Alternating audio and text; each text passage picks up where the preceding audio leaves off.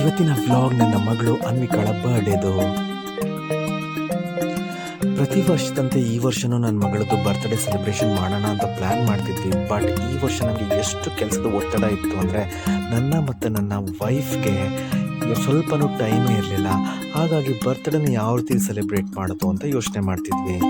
ನಿಮಗೆ ಗೊತ್ತಿರುತ್ತೆ, ಮಕ್ಕಳು ಬರ್ಡೇ ಅಂದರೆ ಎಷ್ಟು ಪ್ರಿಪ್ರೇಷನ್ ಇರುತ್ತಲ್ವಾ. So balloon, cake, dress, decoration ಅಂತ ಹೇಳ್ಬಿಟ್ಟು.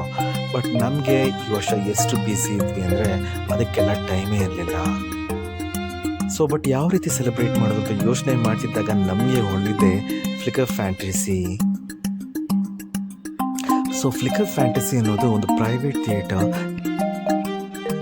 ಪ್ರತಿದಿನ 4 ಸ್ಲಾಟ್ ಇರುತ್ತೆ. ಸೊ 2.5 ಗಂಟೆ ಒಂದು ಸ್ಲಾಟ್. ಸೊ ನಿಮಗೆ ನಿಮ್ಮ ಟೈಮ್ ಕನ್ವೀನಿಯೆಂಟ್ ಪ್ರಕಾರ ಯಾವ ಸ್ಲಾಟ್ ಬೇಕಾಗುತ್ತೆ ಆ ಸ್ಲಾಟ್ನ ಬುಕ್ ಮಾಡ್ಕೋಬೋದು. ನಾನು ಆಫೀಸಿಗೆ ಹೋಗಿದ್ದರಿಂದ ಸಂಜೆ ಬಂದಮೇಲೆ 7:30 to 10:30 ಸ್ಲಾಟ್ನ ಬುಕ್ ಮಾಡಿಕೊಂಡೆ. ಈ ಪ್ರೈವೇಟ್ ಥಿಯೇಟರ್ನಲ್ಲಿ ಏನೆಲ್ಲ ಫೆಸಿಲಿಟೀಸ್ ಇರುತ್ತೆ ಅಂತಂದರೆ, ನಾನು ಬರ್ತ್ಡೇ ಸೆಲೆಬ್ರೇಟ್ ಮಾಡ್ತಿದ್ದರಿಂದ ಈ ಥೀಮ್ನ ಸೆಲೆಕ್ಟ್ ಮಾಡಿಕೊಂಡೆ. ನೀವು ಬುಕ್ ಮಾಡಬೇಕಾದ್ರೆ ಅವರ ವೆಬ್ಸೈಟ್ನಲ್ಲಿ ನೀವು ವೆರೈಟೀಸ್ ಆಫ್ ಆಪ್ಷನ್ಸ್ಗಳಿದೆ. ಅಂದರೆ ಈಗ ನನ್ನ ಮಗಳದ್ದು ಬರ್ತ್ಡೇ ಸೆಲೆಬ್ರೇಷನ್ ಇದ್ದಿದ್ದರಿಂದ ಯಾವ ಥೀಮ್ದು ಬ್ಯಾಕ್ ಡ್ರಾಪ್ ಇರಬೇಕು, ಯಾವ ಕೇಕ್ ಬೇಕು, ಏನಾದರೂ ಪ್ರೆಸೆಂಟ್ ಬೇಕಾ, ಹಾಗೆ ನಿಮಗೆ ಆ ಫಾಗ್ ಎಫೆಕ್ಟ್ ಇರಬೇಕಾ, ಅದೆಲ್ಲ ನಿಮಗೆ ಆ್ಯಡ್ ಆನ್ ಆಗುತ್ತೆ.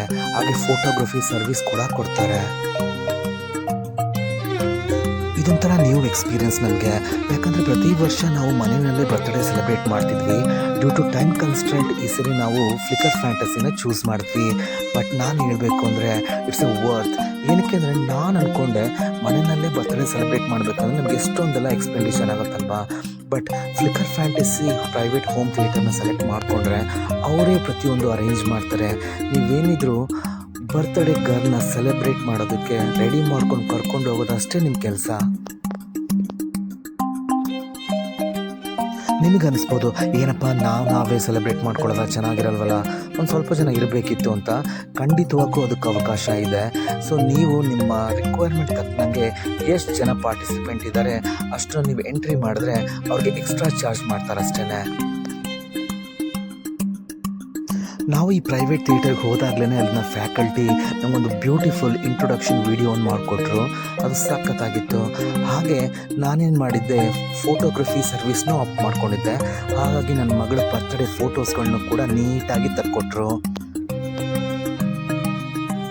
2.5 ಗಂಟೆ ನಾವೇ ನಮ್ಮ ಫ್ಯಾಮಿಲಿ ಕೂತ್ಕೊಂಡು ಮೂವಿ ನೋಡ್ತಾ, ಸಾಂಗ್ ಹೇಳ್ತಾ, ಡ್ಯಾನ್ಸ್ ಮಾಡ್ತಾ ನನ್ನ ಮಗಳಿಗೆ ಲವ್ ಮಾಕ್ಟೇಲ್ ಮೂವಿ ನೋಡಬೇಕು ಅಂತ ಅನಿಸ್ತಿತ್ತು.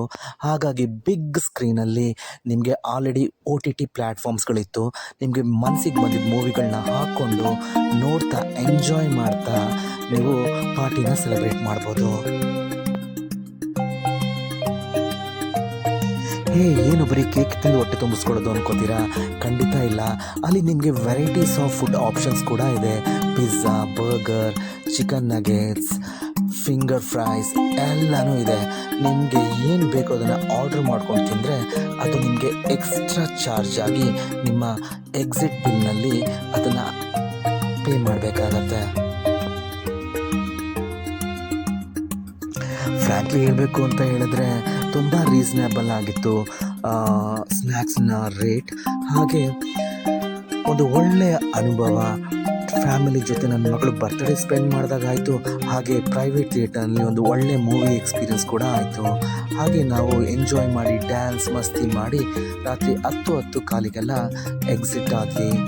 ಸೊ ಈ ಥರ ಬೆಂಗಳೂರಿನಲ್ಲಿ ಇರುವಂತಹ ಬ್ಯುಸಿ ಲೈಫ್ನಲ್ಲಿ ಜನರಿಗೆ ಬರ್ತ್ಡೇ ಸೆಲೆಬ್ರೇಟ್ ಮಾಡೋದಕ್ಕೆ ಟೈಮ್ ಇಲ್ಲ ಅಂದರೆ ಈ ಥರ ಪ್ರೈವೇಟ್ ಥಿಯೇಟರ್ಗಳು ಆ ಒಂದು ಫೆಸಿಲಿಟಿಯನ್ನು ಪ್ರೊವೈಡ್ ಮಾಡ್ತವೆ. ಫ್ಲಿಕರ್ ಫ್ಯಾಂಟಸಿ ಸರ್ವಿಸ್ ನಮಗಂತೂ ಇಷ್ಟ ಆಯಿತು. ನೀವು ಏನಾದರೂ ವಿಸಿಟ್ ಮಾಡಿದ್ರೆ ನಿಮ್ಮ ಅಭಿಪ್ರಾಯನ ತಿಳಿಸಿ. ಹಾಗೆ ನನ್ನ ಚಾನಲ್ನ ಸಬ್ಸ್ಕ್ರೈಬ್ ಮಾಡೋದನ್ನು ಮರಿಬೇಡಿ.